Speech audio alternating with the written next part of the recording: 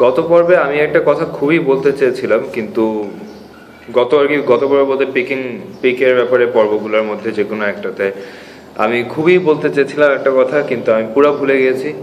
তো এই পর্ব শুরু করার আগে ওই কথাটা বলে নেই। সবাই তো আয়ুব বাচ্চুকে অবশ্যই চেনেন। তো আয়ুব বাচ্চু খুব সুন্দর একটা কথা একবার বলেছিল পিকিং এর ব্যাপারে, যে সবসময় পিক করবা এমনভাবে যেমনভাবে বৃষ্টির পানি পড়ে, ওই রকম আলতো ভাবে। তো একদিক থেকে কথাটা খুবই জোস, আরেক দিক থেকে কথাটা খুবই ঠিক না, ভুল। কেন? এখন প্রথমে আসি কথাটা কেন ঠিক। কথা ঠিক এইভাবে যে ম্যাক্সিমাম মানুষই যখন পিকিং ফার্স্টে শুরু করে তারা খুব জোর দিয়ে শুরু করে, যে হ্যাঁ পিকটা যাতে পড়ে না যায় জোরে করে ধরতে হবে, হ্যাঁ আমি এটা বলছি, তো অনেক জোরে করে ধরে। তখন সাউন্ডটা সবসময় তাদের খুবই হার্শ, খুবই খুবই বেশি পাওয়ারফুল আর খুবই লাউড হয় আর কি, সৌন্দর্য থাকে না, জাস্ট টু মাচ পাওয়ারের কারণে আর সবকিছু নষ্ট হয়ে যায়। তো এই জন্য আয়ুব বাচ্চুর এই কথাটা আমি শুরুর দিকে ইভেন কি এখনো আমি সবসময় মনে রাখি আর সবসময় ফলো করার চেষ্টা করি, যে একদম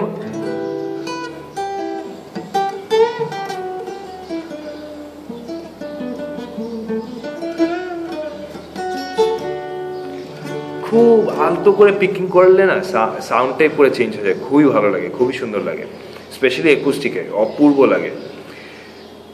আরেক দিক দিয়ে কথাটা কেন ভুল, কারণ সবসময় তো আমার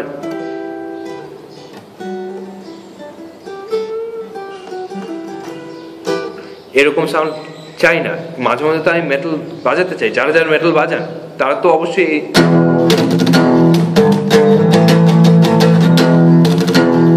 এরকম টাইপের লাউড অ্যাটাকিং সাউন্ড চান। তো তখন তো আলতো করে যদি বাজাই,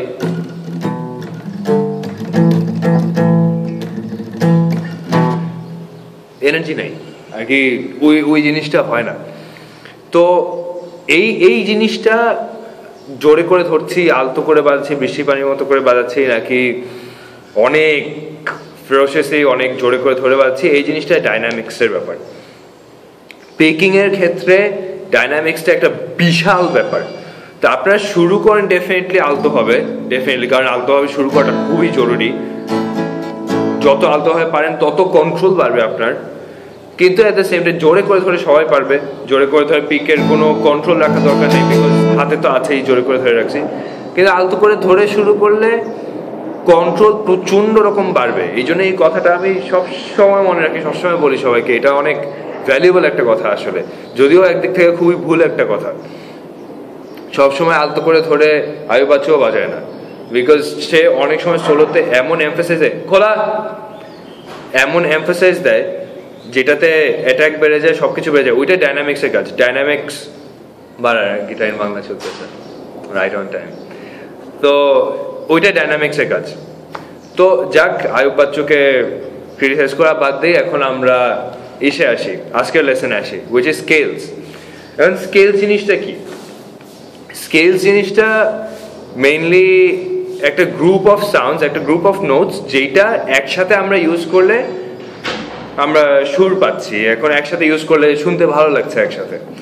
এখন এইটা নিশ্চয়ই সবাই এতদিনে বাজাতে বাজাতে দেখেছেন যে র্যান্ডমলি যে কোনো নোট নিয়ে যদি একসাথে বাজাই শুনতে ভালো লাগে না, কারণ একটার পর একটা নোট, 12টা নোট এরকম করে সবগুলাই তো হচ্ছে নোট। এখন যদি আমি সোলো টোলো বাজছে এরকম করি,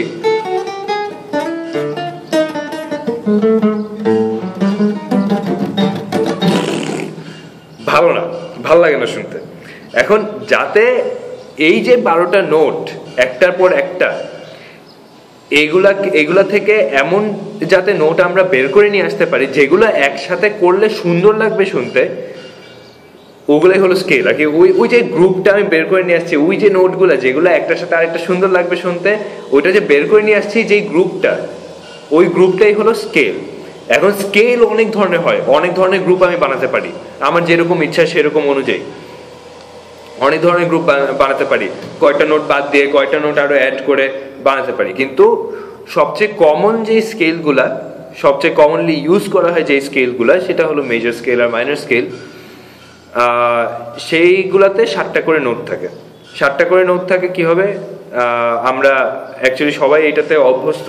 কিভাবে অভ্যস্ত সেটা বলি। আমরা সবাই সা রে গা মা পা ধা নি সা জানি, তো সা আর সা তো সেম স্বাভাবিকভাবে। সা যেটা হচ্ছে পরের সাটা শুধু এক অক্টেভ উপরে হচ্ছে, কিন্তু সা আর সা তো সেম। তো সা রে গা মা পা ধা নি 7টা, তো 7টা আমরা নোট পাচ্ছি যেটা একসাথে করলে একটা স্কেল হচ্ছে। আর মাঝখান থেকে যে নোট বাদ দিয়ে দিচ্ছি ওগুলো স্কেলের মধ্যে নাই, ওগুলো আমরা ইউজ করছি না। আর যখন আমি এই 7টাতে আসলাম, 8 নাম্বার যে আবার সা রে গা মা পা ধা নি সা, সেই সাটা আগের সা আর এই সা সেম নোট, জাস্ট দ্যাট একটা অক্টেভ উপরে। তো আমি যদি এ থেকে শুরু করি, এ কে যদি আমি সা বানাই, তাহলে পরের সাটাও এ হবে কিন্তু এক অক্টেভ উপরে। একদম সিম্পল জিনিস। এখন আসি, এটা অনেকে কনফিউজ করতে পারে যে এ কে যদি আমরা সা বানাই মানে কি। সা রে গা মা পা ধা নি সা তো স্কেল, এখন ওইটা ফলো করলেই গান গাওয়া যাবে বা ওইটা সুর। কিন্তু বোঝানোর সুবিধার্থে আমি এভাবে বলবো জিনিসটা যে সা রে গা মা পা ধা নি সা বা ডো রে মি ফা sol লা টি ডো, যেটা ল্যাটিন ওয়েস্টার্ন কান্ট্রিজে ব্যবহার হয়, ল্যাটিনে সা রে গা মা পা ধা নি সা ওইটা। তো এই জিনিসটা আসলে আমরা ছোটবেলায় স্কুলে বিজ্ঞান বইয়ে যখন পড়েছি যে সলিড লিকুইড গ্যাসের মধ্যে ডিফারেন্সটা কি, যে সলিড নিজস্ব একটা শেপ নিয়ে থাকে আর লিকুইডকে কোনো একটা জারে ঢাললে জারের যেই শেপ ওই শেপটাই হয়ে যাচ্ছে। এটা যে শিখেছি ডিফারেন্সটা, আমি বলবো স্কেলটা লিকুইডের মতো, সলিডের মতো না। স্কেলকে যেইভাবে আপনি সাজাতে চান, যেইখান থেকে শুরু করতে চান সেখান থেকে শুরু করতে পারবেন। জাস্ট সা রে গা মা পা ধা নি সা প্যাটার্নটা ঠিক রাখলেই হলো। এখন প্যাটার্নটা কি? প্যাটার্নটা চেঞ্জ হবে যখন আপনি মেজর স্কেলে যাবেন, যখন আপনি মাইনর স্কেলে যাবেন, ওইখানে প্যাটার্নটা চেঞ্জ হবে। আজকে আমি শুধু মেজর স্কেলটা দেখাবো। তো এই যে শেপটা চেঞ্জ হবে বা আপনি যে কোনোখান থেকে ইচ্ছা শুরু করতে পারেন, তার মানে এই ফ্লেক্সিবিলিটি আপনি পাচ্ছেন, এই ফ্লেক্সিবিলিটি পাচ্ছেন আপনি যে আপনার যেইখান থেকে ইচ্ছা স্কেল শুরু করা বা যেইখান থেকে গানটা হচ্ছে, যেই গানটার সাথে বাজাতে যাচ্ছেন সেই গানটা যেখান থেকে যেই স্কেল থেকে শুরু হচ্ছে, যেই নোট থেকে শুরু হচ্ছে যেই গানের স্কেলটা, ওইখান থেকে শুরু করলে আপনি ওই স্কেলটা পেয়ে যেতে পারছেন।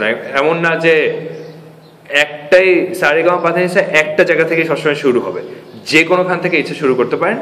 যেখান থেকে শুরু করছেন ওই অনুযায়ী তখন সামনের নোটগুলা, সা যেই নোট হচ্ছে ওই অনুযায়ী রে অন্য একটা নোট হয়ে যাচ্ছে, কনসিকুয়েন্টলি অন্য নোটগুলাও সব চেঞ্জ হয়ে যাচ্ছে, কিন্তু প্যাটার্নটা সেম থাকছে। এখন প্যাটার্নটা কি হবে সেম থাকছে, একটু খেয়াল করলেই দেখবেন। ধরেন আমরা এ চুজ করলাম, আমরা একদম ষষ্ঠ স্ট্রিং এর পঞ্চম ফ্রেটে আসছি, আমরা এ চুজ করলাম। তো এ থেকে আমরা শুরু করব। এ থেকে শুরু করলে কি হচ্ছে, এটা আমাদের সা হয়ে যাচ্ছে।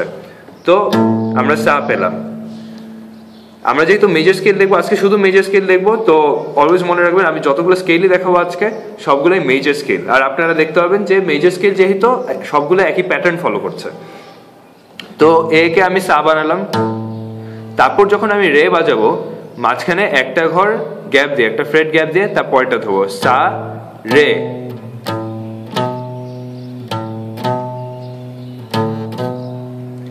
তারপর কি হবে, তারপর একটা ঘর গ্যাপ দিয়ে আবার সামনে সা রে গা।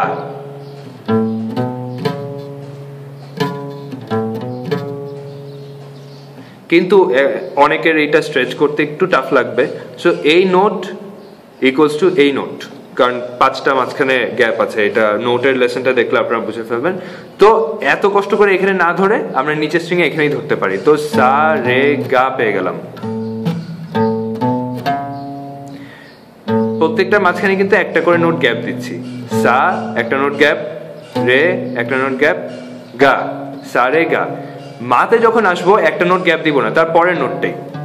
এখানে আরো ইজি করে আমি বুঝাই দিই, যখন আমি একটা নোট গ্যাপ দিচ্ছি আমি বলছি 1 স্টেপ সামনে আগাচ্ছি। তো 1 স্টেপ সামনে গিয়ে সা রে, রে থেকে গা, সা রে গা, আবার 1 স্টেপ আগে, 1 স্টেপ আগালাম। কিন্তু যখন সা রে গা মা হচ্ছে, গায়ের পর যখন মা হচ্ছে তখন হাফ স্টেপ আগাচ্ছি আমি, তার মানে মাঝখানে কোনো কিছু গ্যাপ দিচ্ছি না। তো সা রে গা মা, সা রে গা মা। এখন পা, পা কোথায়, পা হলো আবার এক স্টেপ সামনে, তার মানে একটা ফ্রেট গ্যাপ থাকবে। সা রে গা মা পা। পায়ের পর আবারও আমরা একটা স্টেপ সামনে আগাবো, তার মানে একটা ফ্রেট গ্যাপ দিয়ে সামনে আগাবো। সো যখন আমি সামনে আগাচ্ছি তখন অনেক দূরে হয়ে যাচ্ছে, সো আমি আবারও আগে যেভাবে করেছি নিচের স্ট্রিং এ এই নোটটা ধরে ফেলি, সা রে গা মা পা ধা, আরে সা রে গা মা পা ধা, তারপর আবার একটা স্টেপ সামনে, মাঝখানে একটা ফ্রেট গ্যাপ, সা রে গা মা পা ধা নি, তারপর সা। দেখেছেন আবার আমরা এতে চলে আসছি। চোরামি বুদ্ধির চোরামি সিস্টেমে যেটা দেখিয়ে দিয়েছিলাম আগের একটা এপিসোডে, ওরকমে আপনি ওইটা দেখে থাকলে আপনি বুঝতেছেন যে আবারও আমরা এতে চলে আসছি। আরে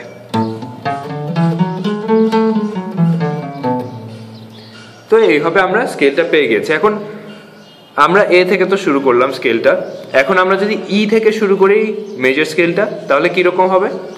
তাহলে আমরা ই ধরি, তার মানে এ স্ট্রিং এর 7 নাম্বার আমি ধরেছি। এই যে ই ধরলাম, আমি যখন সামনে আগাচ্ছি প্রথমেই সা রে এক স্টেপ সামনে, তারপর রে থেকে গা আবার এক স্টেপ সামনে, তারপর হাফ স্টেপ গা থেকে মা হাফ স্টেপ, তারপর সা রে গা মা পা আবার এক স্টেপ ফুল স্টেপ, আর কি এক স্টেপ ফুল স্টেপ, অনেকে ফুল স্টেপ বলে, যাই হোক। তো ফুল স্টেপ বা এক স্টেপ, ফুল স্টেপ ফুল স্টেপ ফুল স্টেপ, হাফ স্টেপ ফুল স্টেপ, তারপর ফুল স্টেপের পর আবারও আমরা ফুল স্টেপ পাচ্ছি, তারপর আবারও ফুল স্টেপ, তারপর হাফ স্টেপ। তাহলে কি হচ্ছে? ফুল স্টেপ ফুল স্টেপ হাফ স্টেপ ফুল স্টেপ ফুল স্টেপ ফুল স্টেপ হাফ স্টেপ। আপনারা দেখছেন প্যাটার্নটা কিন্তু সেম। আমি যদি ই থেকে শুরু করি, সা কে আমরা ই বানালাম, তাহলে ওর শেষে কিন্তু আবার ই হয়ে যাচ্ছে। এখানে দুইটা একই নোট, জাস্ট এক অক্টেভ উপরে, আমরা এক অক্টেভ পার করে আসছি। সো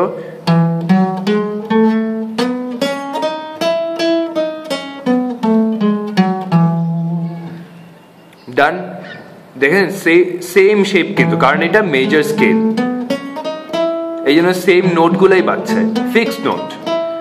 তো কি হচ্ছে ফিক্সড নোট? মানে ফিক্সড নোট কি হবে হচ্ছে, এখানে ই এর পর এফ শার্প, এফ কিন্তু বাজাচ্ছি না আমরা, এফ শার্পের পর আমরা এখানে কি পাচ্ছি? জি শার্প, তারপর হলো এখানে এ পাচ্ছি, এরপর বি পাচ্ছি, তারপর বি এর পর আমরা এখানে সি শার্প পাচ্ছি, সি শার্পের পর ডি শার্প পাচ্ছি, তারপর ই পাচ্ছি। একদম সেম ফিক্স নোট। ই মেজর যেহেতু স্কেলটা ফিক্স নোট থাকবে। আবার যদি এ মেজর স্কেলে যাই তখন নোটগুলো চেঞ্জ হয়ে যাবে, কিন্তু প্যাটার্নটা সেম থাকবে।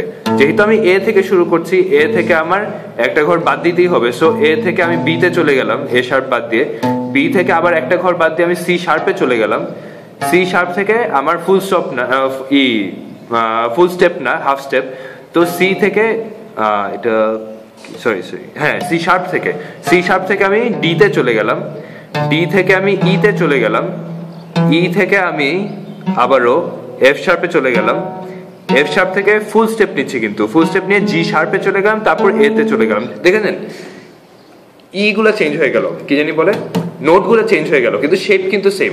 কেন? কারণ নোট গুলো চেঞ্জ হয়ে যায় বিকজ আমি যেখান থেকে শুরু করেছি সা যেই নোটটা, সেই নোটটাকে চেঞ্জ করে দিয়েছি, তো ওইটাকে ফলো করেই অন্য নোটগুলো চেঞ্জ হয়ে গেল। এতই সিম্পল। এখন আসি একটু প্যাচের একটা জায়গায়। আমরা ইটা তো দেখেছিলাম যে ই স্কেলটা কি হবে, হচ্ছে ই মেজর স্কেলটা এই শেপে আগাচ্ছি, তো আমরা ইতে গিয়ে শেষ করছি। এখন এইখান থেকে যদি আবার আমরা ই স্কেল বাজাতে চাই, আমার কিন্তু যেহেতু 3টা স্ট্রিং নিয়ে আমি স্কেল বাজানো শিখছি এখন, তাহলে কি হবে, আমি ই থেকে আবার এখান থেকে যদি শুরু করি, সামনে 1 স্টেপ আগাচ্ছি। এখন নর্মালি 1 স্টেপ আগাতে গেলে আমরা কিন্তু এইখানে চলে যাচ্ছিলাম, একটা ঘর পিছনে চলে যাচ্ছিলাম, কিন্তু যেহেতু জি আর বি এর রিলেশনশিপটা এরকম যে উপরের 4টা স্ট্রিং যেখানে আছে, নিচের 2টা স্ট্রিং এক ঘর আগে থাকবে, তো জি থেকে আমি যখন বি তে যাচ্ছি, বি স্ট্রিং এ যাচ্ছি, তখন আমি এক ঘর যে পিছানোর কথা, আমি এক ঘর আগিয়ে যাব, মানে আর কি আরে এখানে না ধরে আমি এখানে ধরবো, এখানে আর পিছাচ্ছিও না আগাচ্ছিও না, কারণ বি আর নিচের ই এর রিলেশনশিপ সেম। সো পিছানোর কথা, বাট আমি পিছাচ্ছি না, আগিয়ে যাচ্ছি এক ঘর। শেপ সেম থাকছে, জাস্ট এই যে নিচের দুইটা আর উপর চারটা রিলেশনশিপের কারণে নিচের দুইটা স্ট্রিং আমি যেখানে বাজাতাম সেটা বদলে আমি আর একটু সামনে বাজাচ্ছি।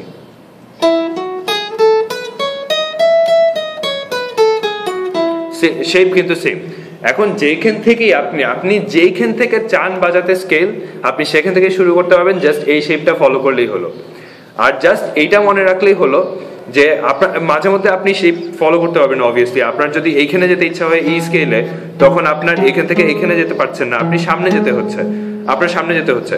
তখন কি করবেন? তখন এই জিনিসটা মনে রাখবেন যে আপনি কোনটার পর কোনটা গ্যাপ দিচ্ছেন। সা থেকে রা, সা থেকে রে একটা ফুল স্টেপ।